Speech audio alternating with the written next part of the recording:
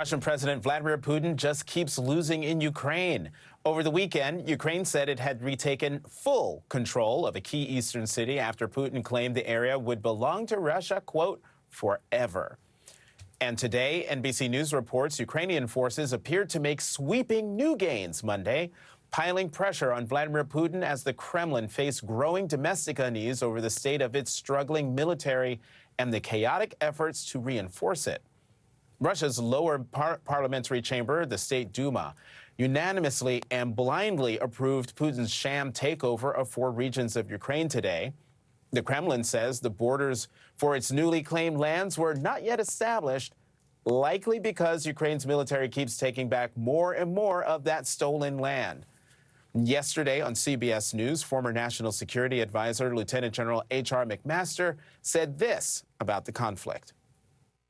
I think, Margaret, what we might be at here is really at the precipice of really the collapse of the Russian army in Ukraine, a moral collapse. And I think they must really be at a breaking point if you look at just the numbers of casualties, the vast area that they're trying to defend. And now, of course, Russia is trying to mobilize conscripts and send them to the front untrained. Joining us now is Simon Schuster, senior correspondent for Time magazine. He recently visited Kyiv and is writing a book about the war in Ukraine and President Volodymyr Zelensky.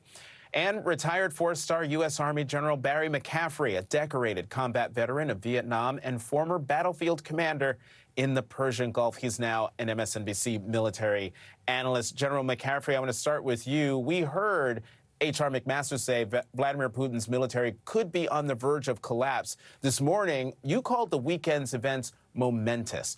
Where are we now after Ukrainian forces made even more gains today? Well, it's an astonishing state of affairs. David Goliath has turned the corner. The Ukrainians are essentially our nation in arms. They've got $17 billion of U.S. military technology. They've now on the fly integrated into their forces. They have dealt a devastating blow in the east to the Russian forces there for a decade or longer. That's been World War I, trenches, artillery warfare, grudging gains of 1 kilometer or 2 of ground.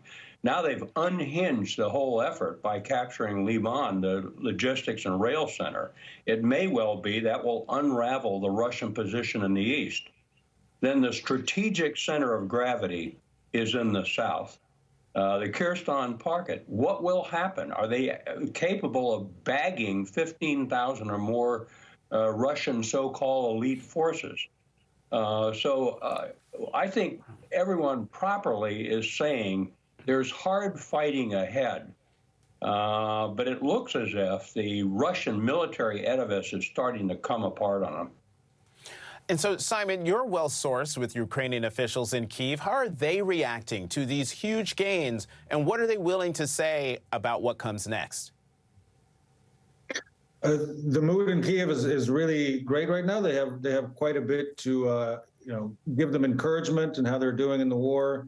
Again, not only in the east but in the south, there are reports that their offensive in the south is advancing and that they're still pursuing that and having a lot of success.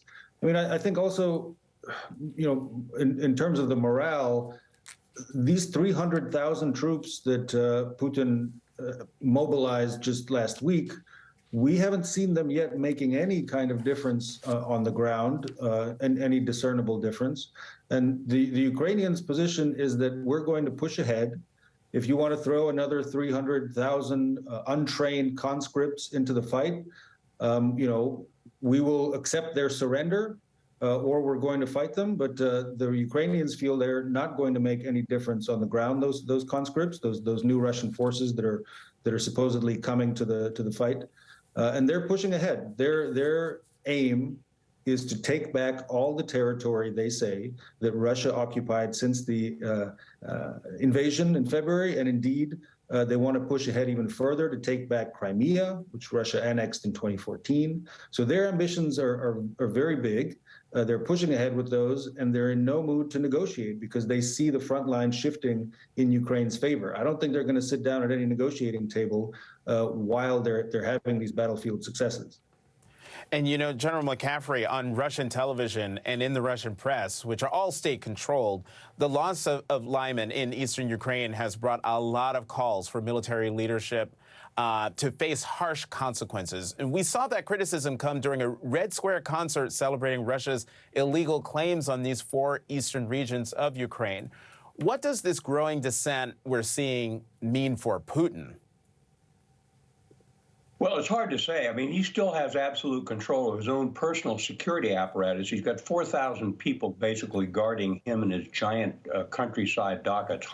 It's hard to get to him with some kind of an assassination attempt, never mind take him out of power.